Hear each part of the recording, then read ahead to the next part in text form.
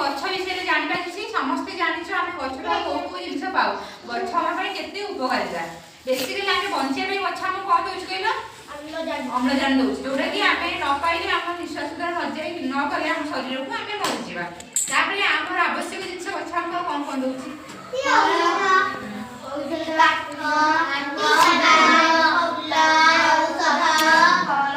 खाद्य फूल फल बासस्थान अम्लजान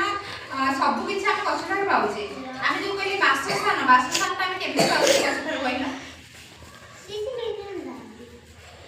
हाँ डाली गोटे शस्य आम गछरे हेले डाली आम तो पानी सुखी घर डाली तापर हूँ देख घर आम देखिए घर कबाड़ घर कौन होची ठीक है काठ होची काठ कौट होची गछरु ताले गछ आम बासस्थान देला ना नहीं सेतरे कहैछि गछटा आम बासस्थान में पाऊ आ बेसिकली आम खरा दिने गछ को चली जाऊ कम में ठंडा पवन हो गछ आम की छाई दो खरा होथु बाटे जाउथु एते खरा होची कि गछ देखि से कौन करिवो ठिया जीवन के आराम लगे बोले ताको बेसिकली गछ हम छाई अम्लजान सब आम शरीर में बहुत उपयोगी आम दैनंदिन जीवन में आम जो खाद्य खाऊे पनीपरिया धान चाउल ठू धरिकी सब कौन से गछ सब होची ना से गछ उत्पादन करने द्वारा होची जहाँफल आम खाऊे पनीपरिया खसका डाली जहाँ भी आम खाऊे सब से गछरू ही आसूचे है ना छोट गछरू